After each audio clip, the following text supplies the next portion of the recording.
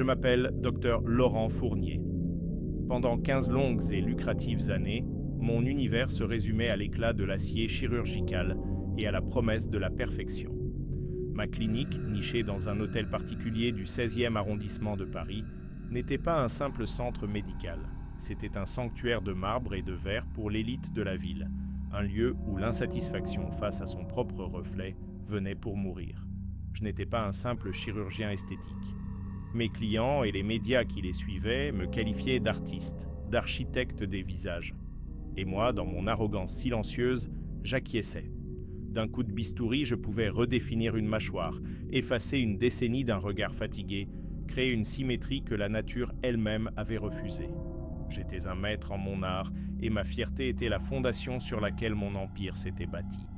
J'ai tout vu, des acteurs voulant figer le temps, des personnalités du monde des affaires en quête d'un visage qui imposerait plus de respect, des héritières se livrant une compétition de jeunesse éternelle.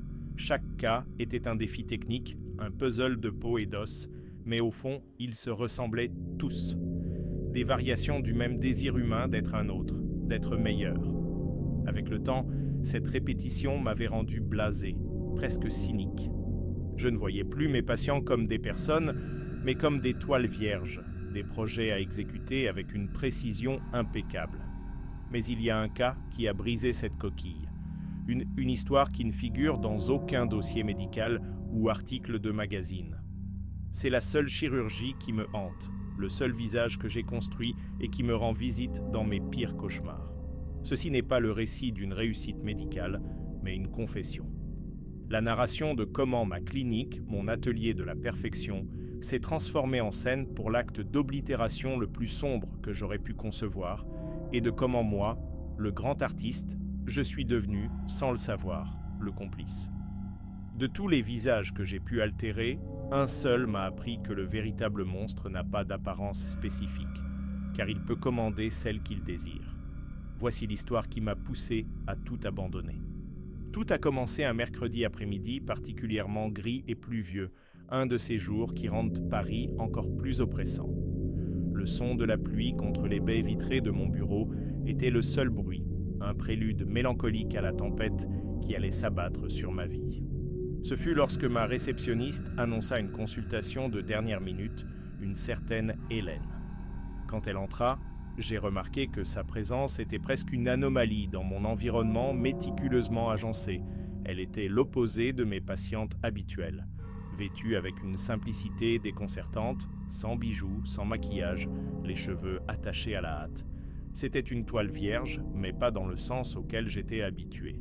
Il y avait quelque chose d'effacé en elle, une absence d'identité qui était, en soi, alarmante. Ses yeux, cependant, étaient une autre histoire. Ils étaient d'un brun profond et brûlaient d'une intensité fiévreuse, d'un désespoir qui me déstabilisa un instant. Elle s'assit, les mains jointes sur ses genoux, et alla droit au but. Sa demande fut aussi inédite que troublante. Elle ne sortit pas la photo d'une actrice de cinéma, ni ne me montra une ancienne version d'elle-même. À la place, elle ouvrit une mallette en cuir sur mon bureau et la poussa dans ma direction. À l'intérieur, il y avait un dossier complet sur une autre femme. Des dizaines de photos en haute résolution, sous tous les angles imaginables, des vidéos personnelles, des coupures de magazines et quelque chose qui me fit parcourir un frisson. Des moulages dentaires et une mèche de cheveux châtain clair conservée dans un petit sachet en plastique. « C'est Clara », dit-elle, la voix basse mais ferme. « Ma meilleure amie. Elle a disparu il y a 8 jours. » Le nom m'était vaguement familier, une affaire qui commençait à faire du bruit dans les informations locales. « Je veux son visage, docteur », conclut Hélène, sans une once d'hésitation. La requête flotta dans l'air stérile de mon bureau, si absurde, si grotesque, que pendant un moment, je crus avoir mal entendu. Je veux maintenir sa mémoire vivante. Je veux que le monde ne l'oublie jamais. Je veux me regarder dans le miroir et la voir avec moi pour toujours. Une unique larme, parfaitement synchronisée, coula sur sa joue pâle. C'était une performance de deuil, mais une performance incroyablement convaincante. Mon instinct de médecin, la partie de moi qui avait prêté le serment d'Hippocrate, hurla de refuser. C'était un cas pour un psychiatre, pas pour un chirurgien. C'était une manifestation pathologique du deuil, une fantaisie dangereuse. Mais l'artiste en moi, le professionnel vaniteux séduit par un défi sans précédent, était fasciné. J'analysais les photos. La structure osseuse d'Hélène était étonnamment similaire à celle de Clara. La peau, la texture, la ligne des cheveux. C'était difficile, mais c'était possible. Ce serait le summum de mon art, la preuve définitive de mon talent. Ce serait mon chef-d'œuvre. Hélène, sentant mon hésitation, joua sa dernière carte. Elle mentionna une somme. Un paiement si exorbitant qu'il financerait non seulement la nouvelle aile de réhabilitation de la clinique, mais garantirait ma retraite anticipée dans un confort inimaginable. L'argent était une tentation, mais le véritable poison fut le défi. La chance de faire ce qu'aucun autre chirurgien n'oserait. Ce soir-là, je discutais du cas avec mon anesthésiste et confidente, la docteure Isabelle Moreau. Isabelle était mon ancre dans la réalité, une professionnelle pragmatique dont j'avais appris à respecter l'intuition. Elle regarda les photos de Clara, puis le dossier d'Hélène. Son visage se ferma. « Laurent, ne fais pas ça », dit-elle, sa voix chargée d'une gravité qu'elle employait rarement avec moi. « Ce n'est pas un hommage, c'est une spoliation. Le deuil ne se guérit pas à coups de silicone et de bistouri. Quelque chose ne va pas dans cette nastoire, je le sens. » Je balayais ses inquiétudes.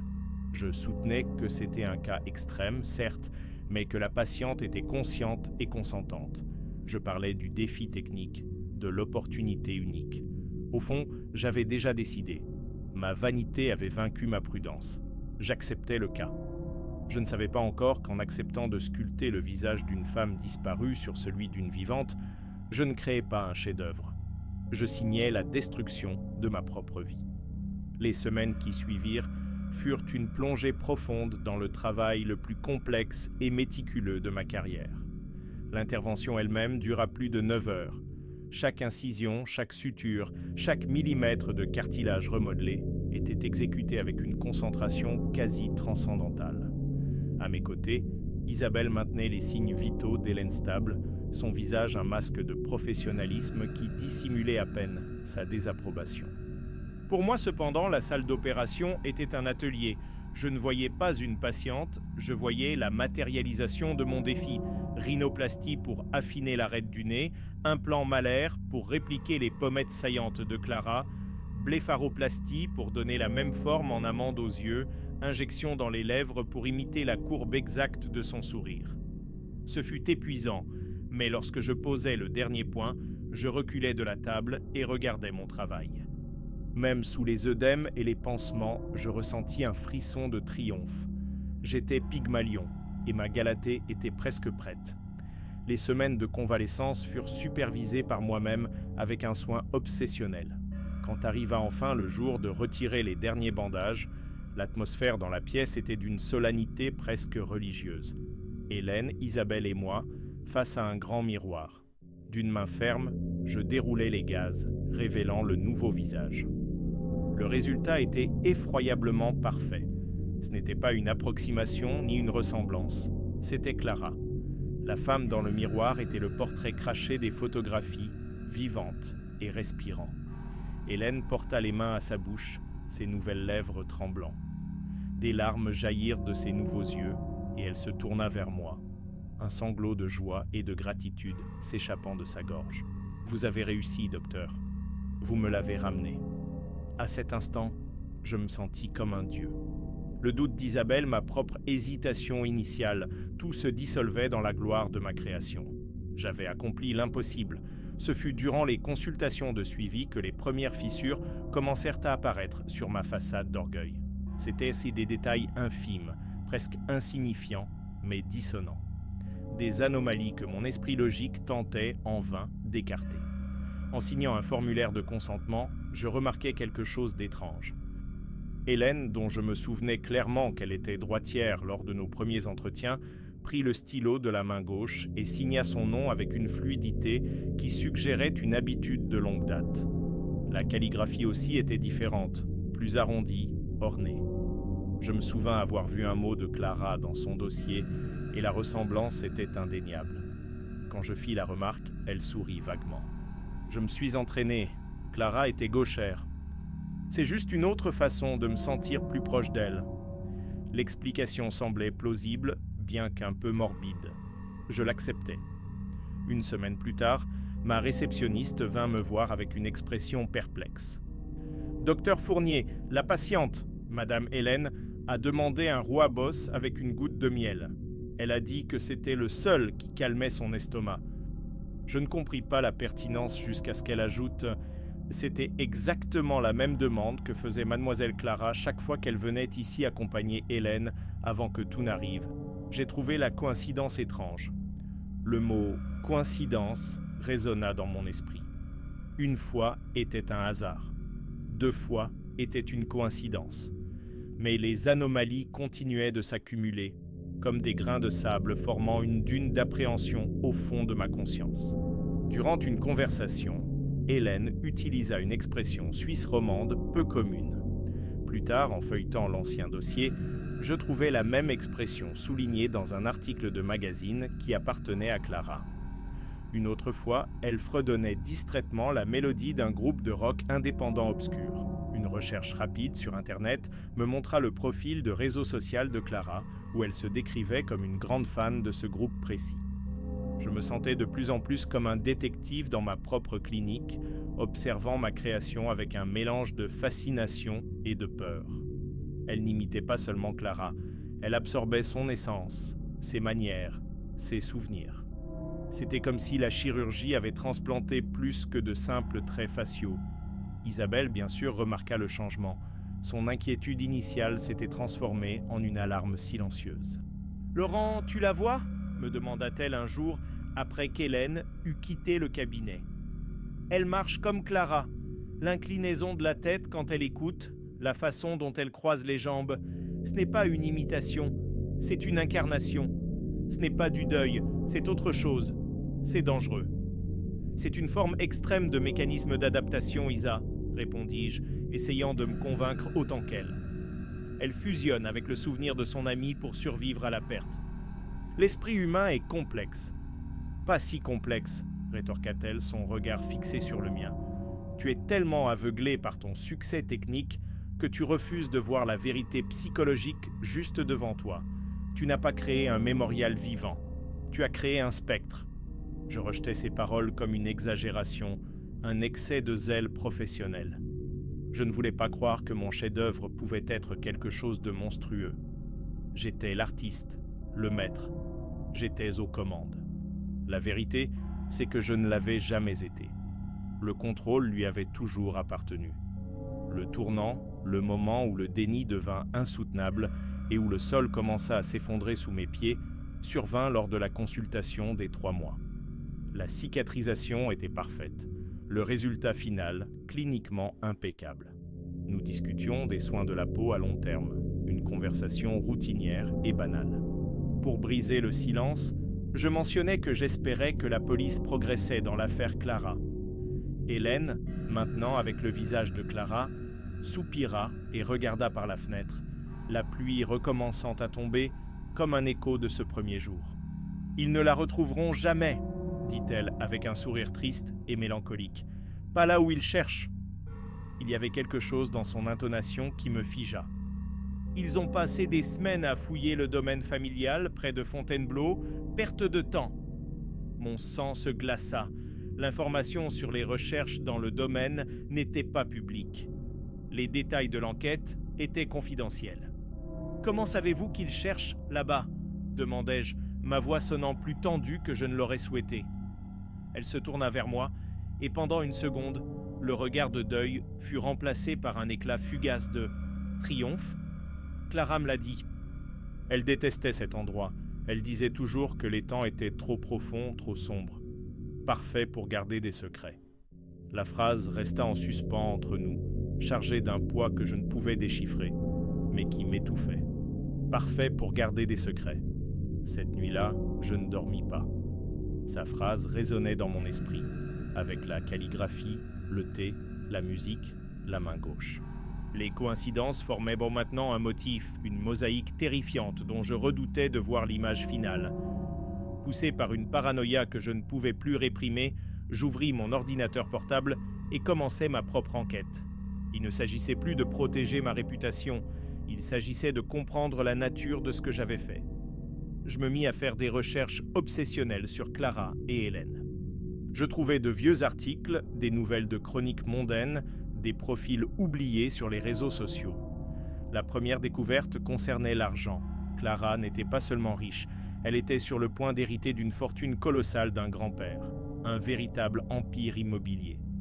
L'héritage deviendrait effectif à son prochain anniversaire, qui aurait lieu dans quelques mois. La deuxième découverte fut le testament. Grâce à un contact dans le milieu juridique, j'obtins une information officieuse. L'Ancien Testament de Clara listait Hélène, son amie d'enfance, comme l'unique et principale bénéficiaire de tout. Cependant, un Nouveau Testament avait été rédigé juste un mois avant la disparition. Et dans ce nouveau document, le nom d'Hélène avait été complètement supprimé. Qu'est-ce qui aurait pu provoquer une dispute si grave au point de déshériter une amie de toute une vie? La réponse vint d'un blog de potins archivé, un petit article presque passé inaperçu. Il parlait d'une rumeur de trahison concernant les fiançailles de Clara. L'article ne donnait pas de nom, mais mentionnait que la meilleure amie de la fiancée avait une liaison avec le fiancé. Clara, Hélène et le fiancé. Les pièces commencèrent à s'emboîter, formant une image de jalousie, de trahison et de cupidité. Le récit de deuil d'Hélène, l'hommage à son amie chère, commença à s'effriter, révélant quelque chose de pourri et de calculé en dessous. Je me sentis stupide, un imbécile arrogant et aveugle. J'avais été utilisé.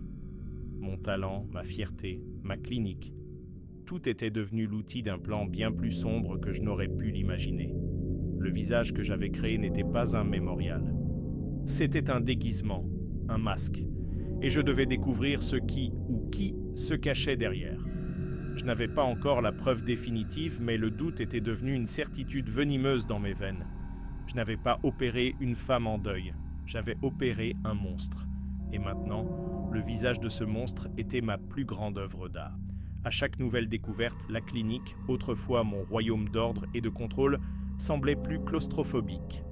Les murs blancs paraissaient se refermer sur moi. Chaque instrument en acier inoxydable me rappelait ma complicité.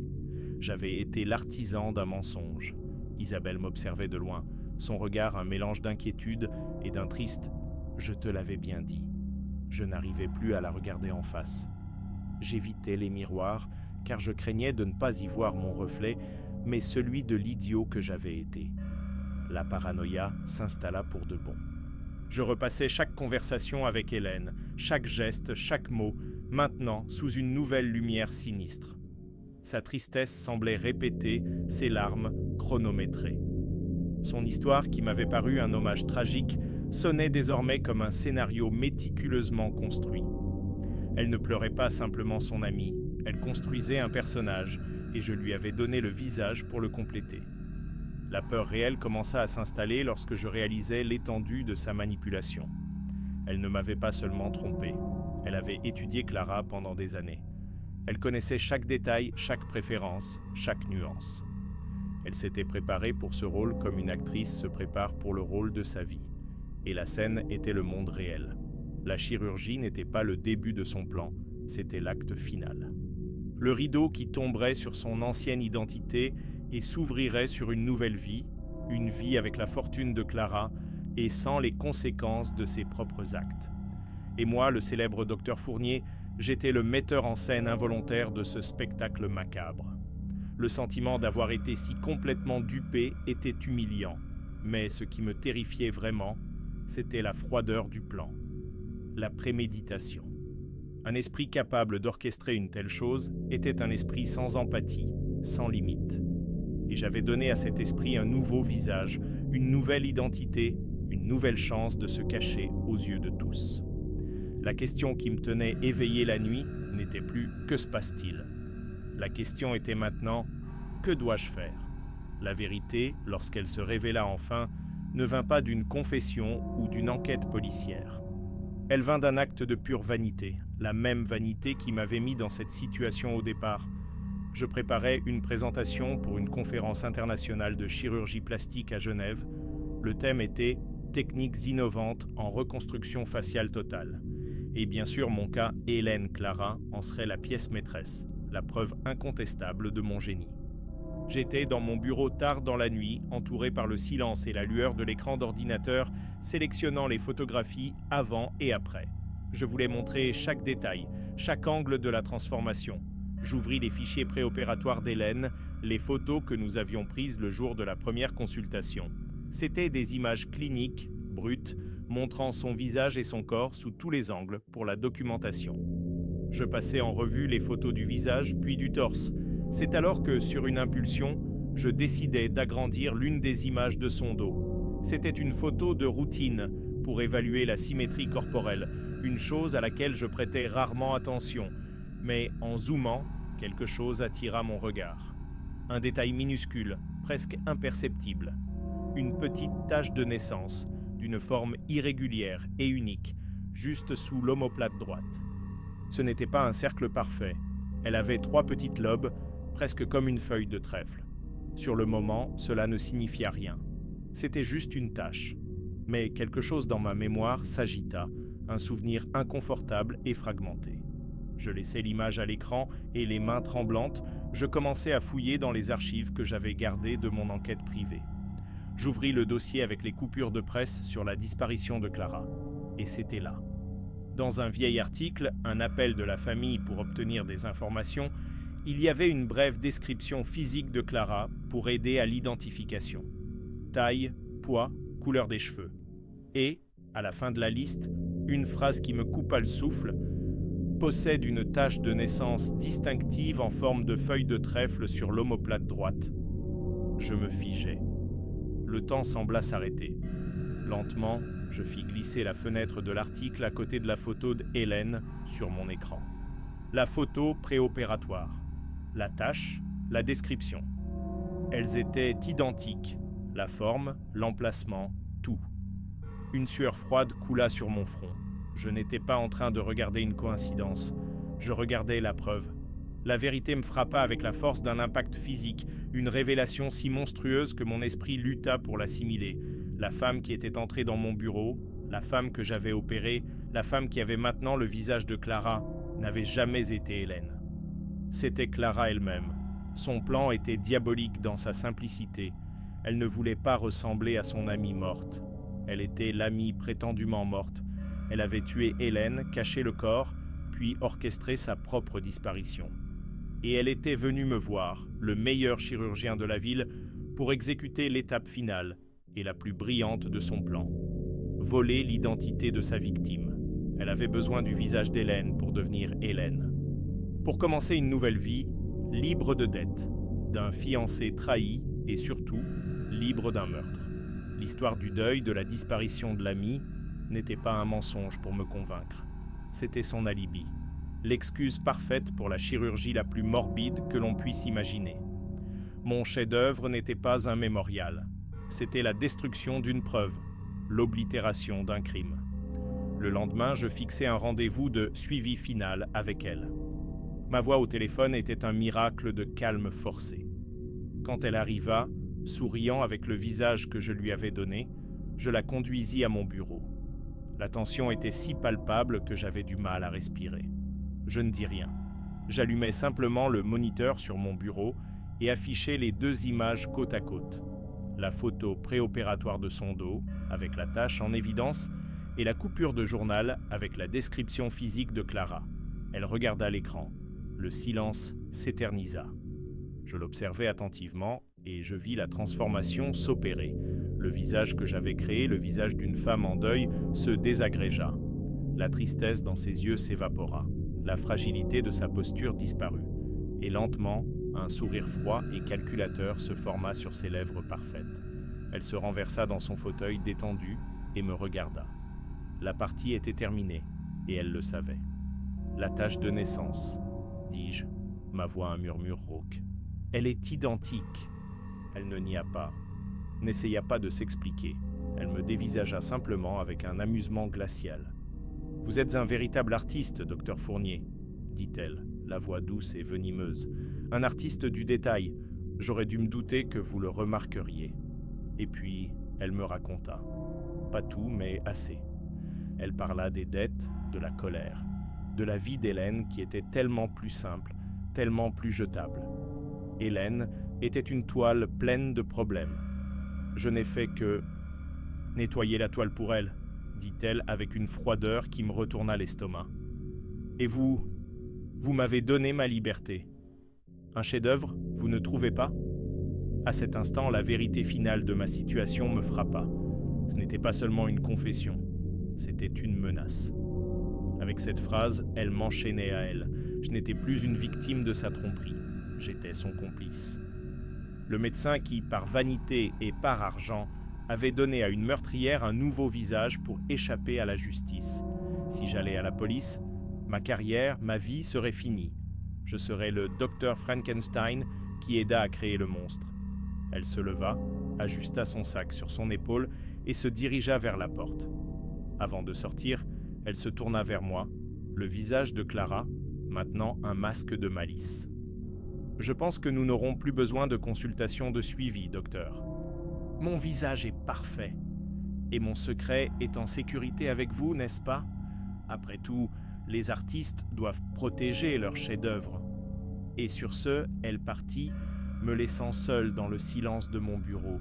Un homme qui avait atteint la perfection technique seulement pour se retrouver dans l'abîme de la ruine morale. Pendant toute une nuit, je suis resté paralysé dans mon bureau, la lueur des 2 images sur l'écran d'ordinateur se moquant de moi. Sa menace résonnait dans chaque recoin de mon sanctuaire de vanité. J'étais complice. Mes empreintes digitales étaient de partout sur le crime, métaphoriquement et littéralement. J'avais sculpté la clé de son évasion, la tentation de tout effacer, de prétendre que la conversation n'avait jamais eu lieu, fut immense. Je pouvais protéger ma carrière, mon nom, la vie que j'avais construite avec tant de soin. Mais chaque fois que je fermais les yeux, je voyais le visage d'Hélène, le vrai visage d'Hélène, le visage d'une femme que je n'avais jamais connue, mais que j'avais aidé à effacer du monde. Et je voyais mon propre visage dans le miroir, le visage d'un homme qui se disait artiste, mais qui avait été réduit à un simple instrument entre les mains d'une meurtrière. La vanité m'avait mis dans cette situation, mais peut-être qu'un reste de conscience pouvait m'en sortir. Le lendemain matin, avec le poids du monde sur mes épaules, je fis la seule chose qui me restait à faire. Je pris le téléphone et j'appelai l'inspecteur en charge de l'affaire de la disparition de Clara. L'incrédulité dans sa voix était presque comique. Mon histoire ressemblait au scénario d'un film de série B. Mais j'avais des preuves. Mes dossiers, les photos pré- et post-opératoires, les fichiers audio des consultations où j'enregistrais les conversations avec les patients. En quelques heures, ma clinique impeccable fut envahie par la police judiciaire. Mon monde d'esthétique et de précision fut contaminé par la sale réalité du crime. Je leur ai tout donné, chaque photo, chaque note. La pièce maîtresse, bien sûr, était la photo de la tache de naissance, une preuve irréfutable. Guidés par mon souvenir de l'indice sinistre de Clara, les équipes de recherche retournèrent au domaine familial près de Fontainebleau. Cette fois, elles se concentrèrent sur l'étang. Et exactement comme elles l'avaient insinué, au fond sombre et vaseux, ils trouvèrent le corps d'Hélène. L'affaire devint un scandale national. L'histoire de la femme riche qui tue son ami et vole son visage grâce à la chirurgie était trop sensationnelle pour être ignorée. Clara fut arrêtée alors qu'elle tentait d'embarquer sur un vol pour quitter le pays, utilisant déjà sa nouvelle identité. Son visage, mon chef-d'œuvre, était placardé dans tous les journaux et à la télévision. On ne l'appelait pas Clara, on l'appelait la patiente de Frankenstein. Et moi, bien sûr, j'étais le docteur Frankenstein. Le parquet m'accorda l'immunité en échange de mon témoignage. J'étais le témoin principal, la pièce centrale qui a résolu le crime. Mais pour le monde, pour mes collègues, pour l'opinion publique, je n'étais pas un héros. J'étais le médecin cupide et arrogant qui n'avait pas vu ou n'avait pas voulu voir les signes. Ma carrière telle que je la connaissais était terminée. La clinique, autrefois symbole de succès, devint un lieu de tourisme macabre. Les patients annulèrent leurs rendez-vous. Mes confrères cessèrent de répondre à mes appels. Le nom du docteur Laurent Fournier devint synonyme de manque d'éthique et de vanité dangereuse. Le château que j'avais construit s'effondra en quelques jours. La résolution officielle de l'affaire vint avec la condamnation de Clara à une longue peine de prison. Les preuves étaient accablantes. Mais pour moi, la résolution ne fut jamais complète. Pendant le procès, ses motivations furent attribuées à la cupidité et à la jalousie. Mais moi, qui ai vu la froideur dans ses yeux, je sais qu'il y avait autre chose. Il y avait un plaisir dans la tromperie, une délectation dans la manipulation, un vide là où une âme aurait dû se trouver. Cette partie d'elle, la vraie nature de ces ténèbres, n'a jamais été expliquée, jamais été comprise. Elle demeure une question sans réponse, une ombre que la justice n'a pas pu éclairer. Cette expérience n'a pas seulement détruit ma carrière, elle m'a brisé et reconstruit d'une manière complètement différente. J'ai vendu la clinique pour une fraction de sa valeur, me débarrassant de ce mausolée de marbre et de verre. J'ai abandonné le monde lucratif de l'esthétique, la quête incessante d'une perfection vide. Aujourd'hui, je travaille à l'hôpital public dans le service de chirurgie reconstructrice. J'ai troqué les visages de l'élite parisienne contre ceux de victimes de brûlures, d'accidents de la route, de violences conjugales. Il n'y a aucun glamour dans ce que je fais maintenant. Il y a de la douleur, des traumatismes et une lutte désespérée pour la normalité.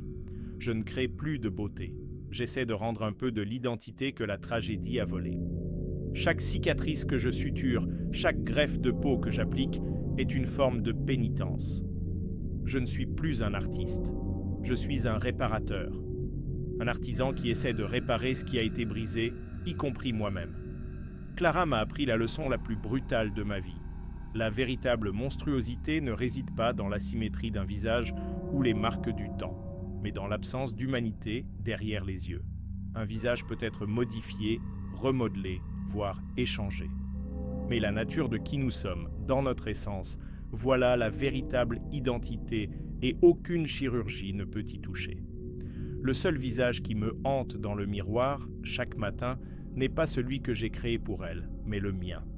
Le visage de l'homme qui se prenait pour un dieu avec un bistouri, mais qui était aveugle à la vérité juste devant lui. Lors de ma dernière entrevue avec l'inspecteur, une fois tout terminé, il rangeait ses papiers et m'a longuement regardé. « Oh bah, docteur, dit-il, sa voix sans jugement, juste une curiosité lasse. Une dernière question, et c'est plus pour moi que pour le rapport. Avec le recul, pensez-vous que vous n'avez pas vu les signes, ou qu'au fond, vous n'avez pas voulu les voir? Cette question ne m'a jamais quitté. Elle résonne dans mon esprit dans les moments de silence, au cœur de la nuit. Est-ce mon arrogance qui m'a aveuglé? Était-ce le défi technique, l'argent? Ou y avait-il une partie de moi qui a simplement préféré l'illusion du chef-d'œuvre à la laideur de la vérité?